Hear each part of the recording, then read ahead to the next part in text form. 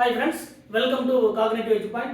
இன்னைக்கு நம்ம பார்க்கக்கூடிய ஒரு இம்பார்ட்டன்ட் क्वेश्चंस என்ன அப்படினு பார்த்தீங்கன்னா எலக்ட்ரோகெமிஸ்ட்ரியில இருந்து இந்த E0 செல் கால்குலேஷன்ல நம்ம கொடுத்திருக்கக்கூடிய ரியாக்ஷன் வந்து ஸ்பான்டேனியஸ் ரியாக்ஷனா இல்ல நான் ஸ்பான்டேனியஸ் ரியாக்ஷனா இல்ல ஈக்விலிபிரியம் ரியாக்ஷனா அப்படிங்கறத நம்ம இந்த क्वेश्चंस மூலமா நம்ம டிஸ்கஸ் பண்ண போறோம்.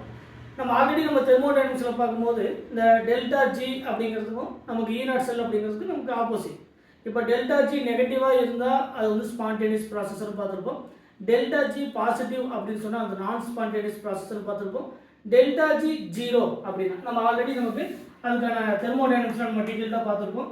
இந்த டெல்டா G க்கும் நம்ம E0 செல்லுக்கு டிஃபரன்ஸ் என்னன்னா டெல்டா G பாசிட்டிவ் அதே மாதிரி டெல்டா G வந்து நெகட்டிவ் நெக்ஸ்ட் வந்து டெல்டா G வந்து 0.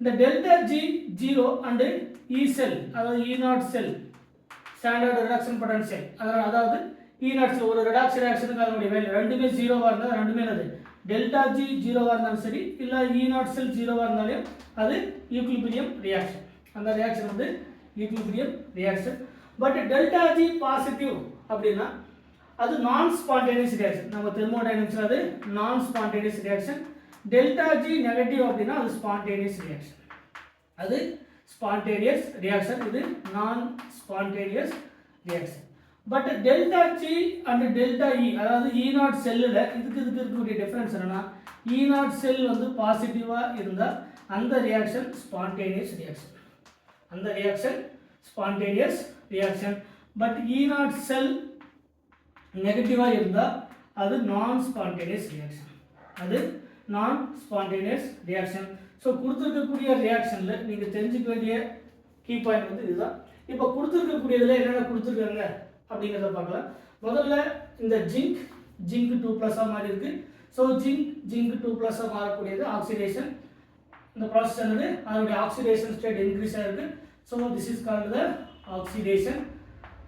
நெக்ஸ்ட் நிக்கல் 2+ வந்து நிக்கலா கன்வெர்ட் ஆயிருக்கு. நிக்கல் 2 எலக்ட்ரானை கெயின் பண்ணி இந்த ஜிங்க் வந்து 2 எலக்ட்ரானை லாஸ் பண்ணி நமக்கு ஜிங்க் 2+ கன்வெர்ட் ஆயிருக்கு. So oxidation. நிக்கல் 2+ வந்து இந்த 2 எலக்ட்ரானை கெயின் பண்ணி +2 எலக்ட்ரான் ஸோ நிக்கலா கன்வெர்ட் ஆயிருக்கு. So this is the reduction. So இந்த ப்ராசஸ் வந்து என்னது ரெடாக்ஸ் ரியாக்ஷன். அதாவது ஒரு ரியாக்ஷன்ல ஆக்சிடேஷன் நடந்திருக்கு ரெடக்ஷன் நடந்திருக்கு அப்படின்னா அந்த ரியாக்ஷனுக்கு பேர் ரெடாக்ஸ் ரியாக்ஷன். அதில் போத் ரெண்டுமே நடக்கும். இப்போ கொடுக்கக்கூடிய வேல்யூ பாருங்க. ஃபர்ஸ்ட் வேல்யூ என்னன்னா E0 நிக்கல் 2+ நிக்கல் 2+, அதாவது நிக்கலுடைய ஆக்சிடேஷன் அதாவது அதனுடைய ஆக்சிடேஷன் பொட்டன்ஷியல் இது நிக்கல் 2+ மாறுது. அதனுடைய ஆக்சிடேஷன் பொட்டன்ஷியல் வேல்யூ கொடுத்திருக்காங்க. அதனுடைய oxidation potential 0.25.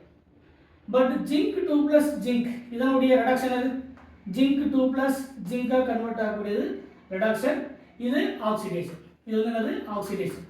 So oxidation already நம்ம பார்த்திருப்போம். எந்த ஒரு மெட்டல் ஈஸியா ஆக்சிடைஸ் ஆகுதோ அதனுடைய ஆக்சிடேஷன் பொட்டன்ஷியல் அதிகம்.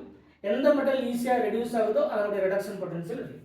ஸோ இதுல ஜிங்க் 2+ ஜிங்கா கன்வெர்ட் ஆயிருக்கு. அதனுடைய வேல்யூ -0.76 அதனுடைய ரிடக்ஷன் பொட்டன்ஷியல். நிக்கல் 2+ மாறுது. இது அதனுடைய ஆக்சிடேஷன் பொட்டன்ஷியல்.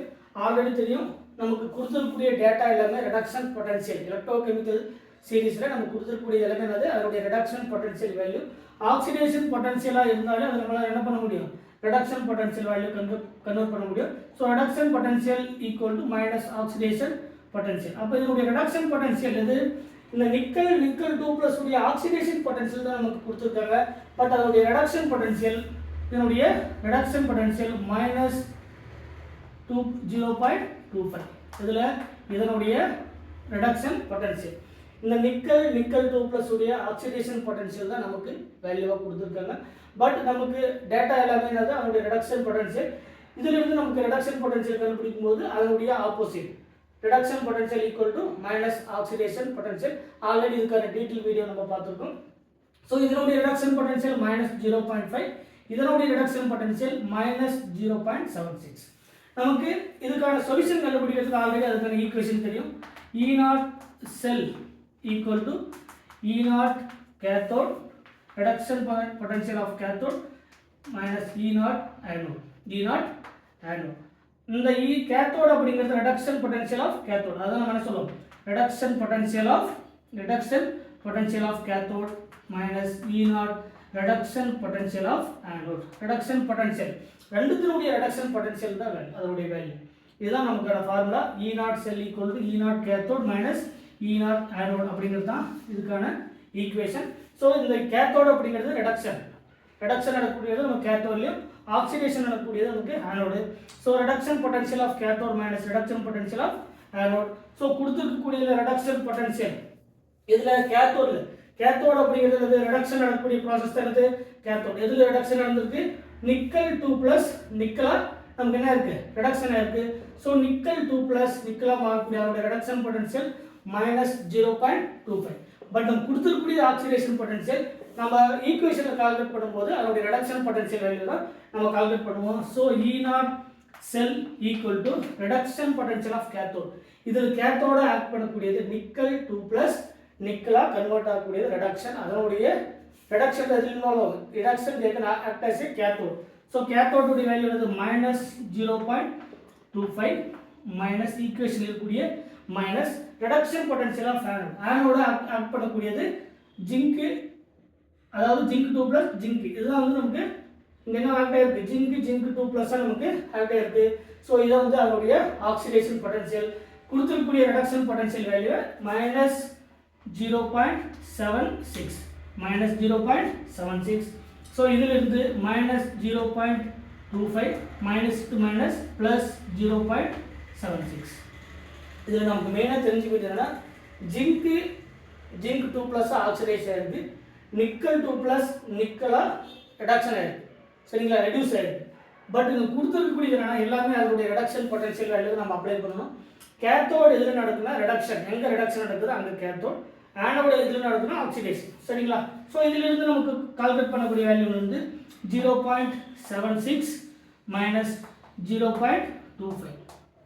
இப்போ இதிலிருந்து நம்ம மைனஸ் பண்ணும்போது 6லேருந்து 5 மைனஸ் பண்ணால் 1, 7லேருந்து 2 மைனஸ் பண்ணால் 5. So plus 0.51. நம்முடைய வேல்யூ வந்து E0 செல்லுடைய வேல்யூ ப்ளஸ் 0.51. ஸோ இந்த E0 செல்லுடைய வேல்யூ பாசிட்டிவ். E0 செல்லுடைய வேல்யூ வந்து பாசிட்டிவாக இருந்தால் அந்த ரியாக்ஷன் ஸ்பான்டேனியஸ் ரியாக்ஷன். ஸோ கொடுத்துருக்கக்கூடியதில் கரெக்டான ஆன்சர் ஏ. இந்த கொடுத்துருக்கக்கூடிய ரியாக்ஷன் வந்து ஸ்பான்டேனியஸ் ரியாக்ஷன். இந்த ஸ்பான்டேனியஸாக நான் ஸ்பான்டேனியஸாக தெரிஞ்சுக்கிறதுக்கு நமக்கு இந்த கீ பாயிண்ட் வந்து ரொம்ப முக்கியம். ஸோ இந்த கீ பாயிண்ட் தெரிஞ்சுக்கிறது மூலிமா இந்த ஈக்குவேஷனில் அப்ளை பண்ணும்போது E0 cell equal to E0 cathode minus E0 anode. Reduction நடக்கக்கூடியது கேத்தோடு தான் ரிடக்ஷன் நடக்கும். ஆனோடில் நடக்கக்கூடியது ஆக்சிடேஷன். ஆல்ரெடி நம்ம டேனியல் செல்லில் அதுக்கான டீட்டெயிலாக நம்ம பார்த்துருக்கோம். ஸோ ரிடக்ஷன் நடக்கக்கூடியதில் ஆக்சிடேஷன் நடக்கக்கூடியதில் அப்படின்னு பார்த்துட்டு அதனுடைய வேல்யூ அப்ளை பண்ணும்போது நமக்கு கிடைக்கக்கூடியது ப்ளஸ் 0.51. ஸோ E0 செல்லுடைய வேல்யூ பாசிட்டிவாக இருந்தால் அந்த ரியாக்ஷன் ஸ்பான்டேனியஸ் ரியாக்ஷன். ஸோ இதிலிருந்து இந்த மாதிரி எலக்ட்ரோகெமிஸ்ட்ரியில் கேட்கக்கூடிய கொஸ்டினுக்கு ஸ்பான்டேனியஸாக நான் ஸ்பான்டேனியஸாக அப்படிங்கிற நம்மளால் ஈஸியாக ஐடென்டிஃபை பண்ண முடியும். மறக்காமல் நம்ம சேனலுக்கு சப்ஸ்கிரைப் பண்ணுங்கள். ஏதாவது டவுட்னா அது கமெண்ட் செக்ஷனில் கமெண்ட் பண்ணுங்கள். Thank you once.